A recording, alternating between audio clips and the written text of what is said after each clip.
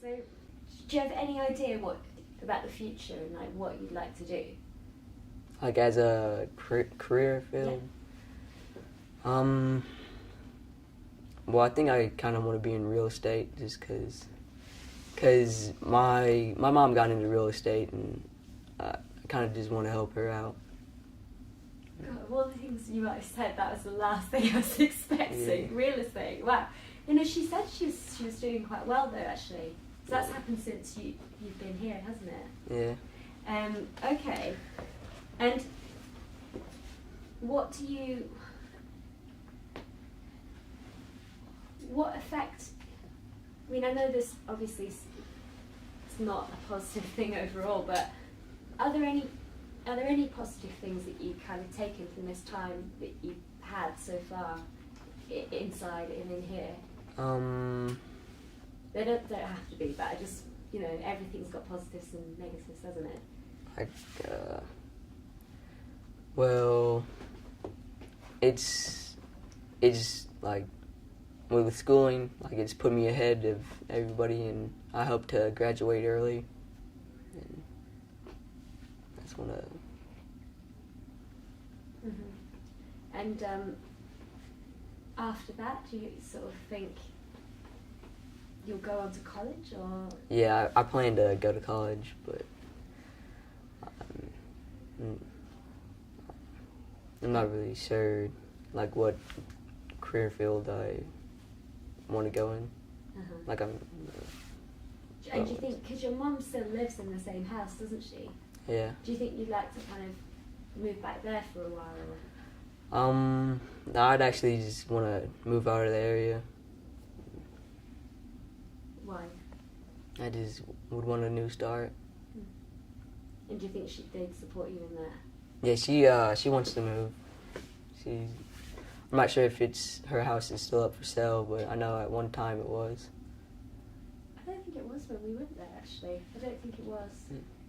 But probably the market, the economy's been so crazy, hasn't it, that she's probably taken it off for a bit. Especially if she's into real estate and knows what she's doing with it.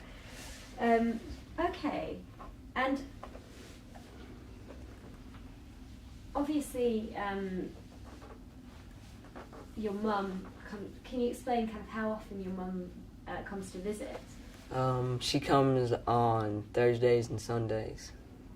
So twice a week? Yeah. And how long does it take her to get here? I think like 2.5 hours. Okay. And what about your dad? Does he come? Well, he works out of state, so I mean, when he's around, he'll make it, but it's more difficult for him, I guess, isn't it? And it'd just be good to get a sense of, have you ever, whilst you've been sort of inside here, are there kind of things you need to do to kind of keep out of trouble in terms of people, fights that people get into and stuff? Are there ways that you've managed to cope with that? Like keeping your head down, kind of like, do people bother you, or do you manage to stay away out of trouble in here? Well, like, there's always going to be people who try to get at you, but I just kind of ignore them. And you think what kind of things do they try and do to provoke you? There's just talk crap.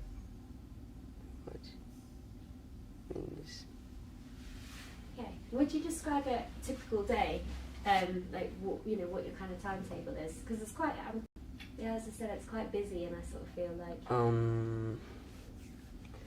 Well, we usually wake up like 10 after 6 and we wake up to go to breakfast, and usually I just come back and just get a few more hours of sleep until 8 when I have to get up to go to school, and then until 8 to 11 we're in AM classes, and then we take an hour break to go to lunch and everything, and then we go back at 12:30 to 3:08, and then at 3:30 my housing unit, we go to recreation until 4:30, and we're usually last for dinner, because we're first for breakfast and we're last for dinner.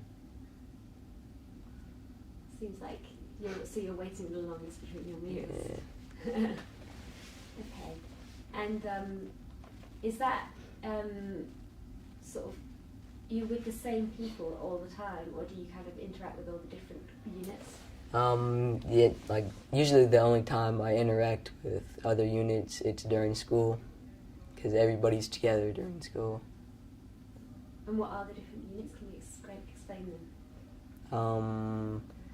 Well, there's the C units, which is the sex offenders, and D complex, or the D units, they're the regular general population units, and E complex, which is the E units, they're like the special programs. Like we have the plus unit, which is like you could either do character-based program or religious-based, and then there's the Boy Scouts. That's E13, and then we have the military units. Would you ever like to move into any of those other units if you could? Like E-complex? I wouldn't, I don't know. Yeah, maybe, I'd like to go to E13, the Boy Scout unit, because they have a new counselor, and I really like him. Interesting. What you were telling me earlier about teachers is interesting. Can you describe like how a teacher gets, you know, how they're perceived and how they get kind of respect from people? Like how they keep their classes under control. Well, usually the teachers who like don't like send people to the star room, usually they get like taken advantage of and they don't get any respect. But like teachers that you know that if you act up, they'll be quick to send you to star. It's usually more calm and quiet. If you could look back at that sort of 12-year-old Paul, what would you sort of say to him from now, from your wisdom of 2 years on?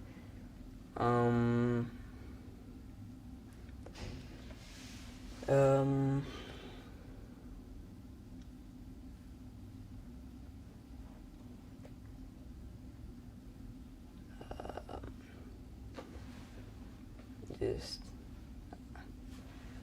I'm not really sure what I'd say to him.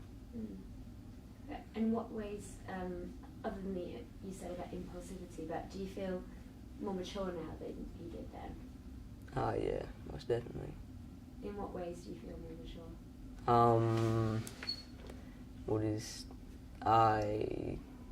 I take things more seriously, and like I'm just not as childish. Do you feel like you've had to grow up more quickly, maybe as well, being in here? Yeah. Would you say that as a sentence? Sorry, I have to get a full sentence. Yeah, I do believe that. What? What do you think? You believe that? Yeah, I believe that I've matured. Like so, yeah, I believe that I've had to mature faster than other kids my age.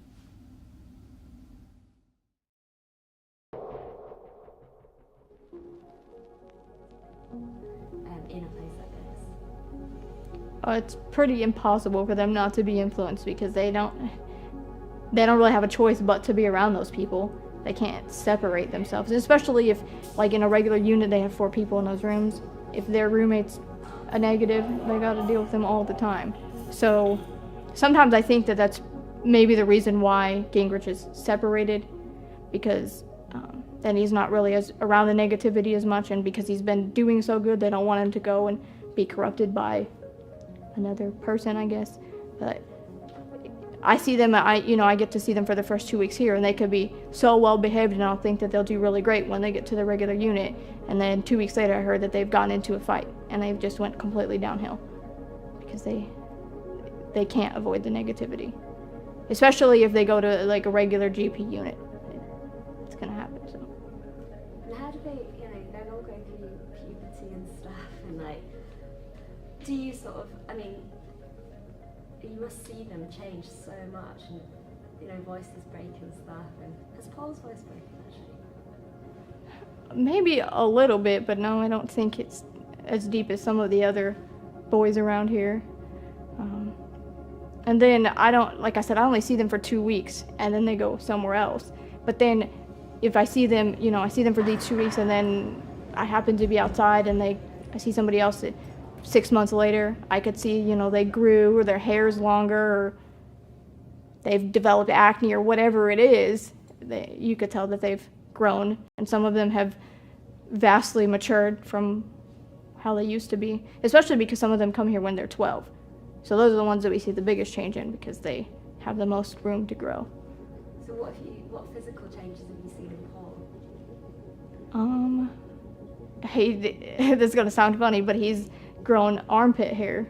That's like the only physical change I've noticed. It's quite sweet, isn't it? I think he's got a little bit of I noticed a bit of a sort of fluff coming. Fluff. I'm sure that before he leaves here, we'll see all that stuff, because he's, in his prime teenage years now, so. You don't seem very scary. Like, I wonder, how do you get respect from them how do you assert your authority with them? Oh, it's about developing rapport with them. Conversating with them, talking to them, getting to know them. Eventually, when they respect you, they'll listen to you. I know I don't seem very intimidating. That's what most people think, but nobody gets anything past me. I'm really assertive. My demeanor doesn't look like that, I guess. It's just interesting, because I guess people might have a perception of like what a CO might be like or something. A big burly male. That's not me. Yeah. And so what do you see your job as, as part of the system? Like, how do I think it is important? Well, I'm there to make sure that nothing happens to these kids, and I'm to protect them and keep them safe and to watch over them, which I think I do a good job at. So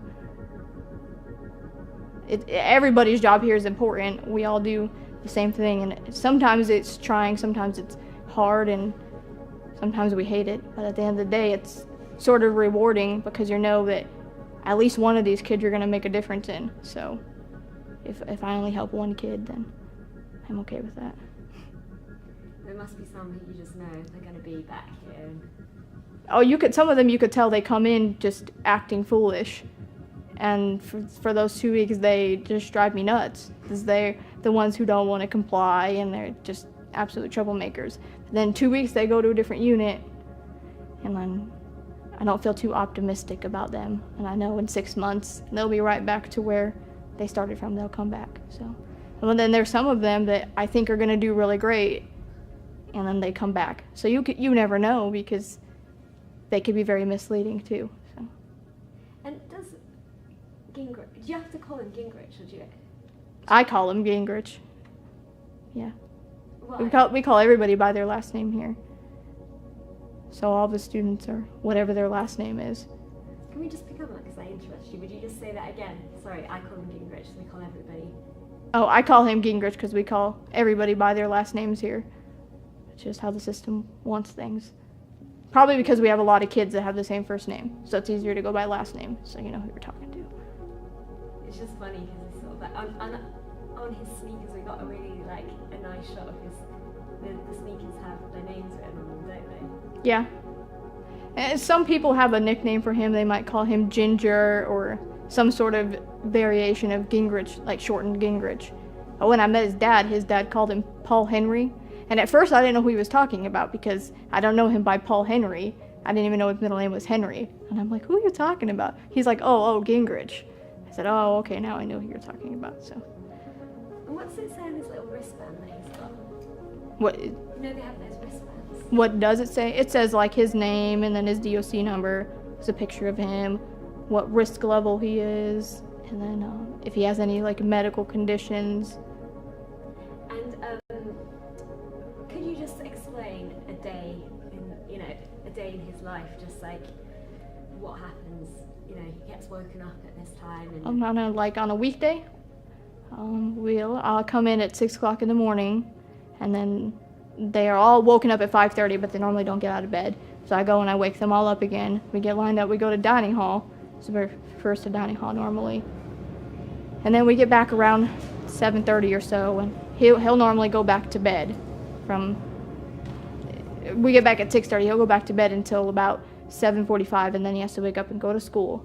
And he'll go to school until around 11, and he'll come back, and he stays out of his room during that time, and he'll watch TV or make a phone call. Or if there's younger kids, he might come out with them and play a game of cards with them, Uno or Sorry or whatever game it is. And then around 12:30, he'll go back to school until 3.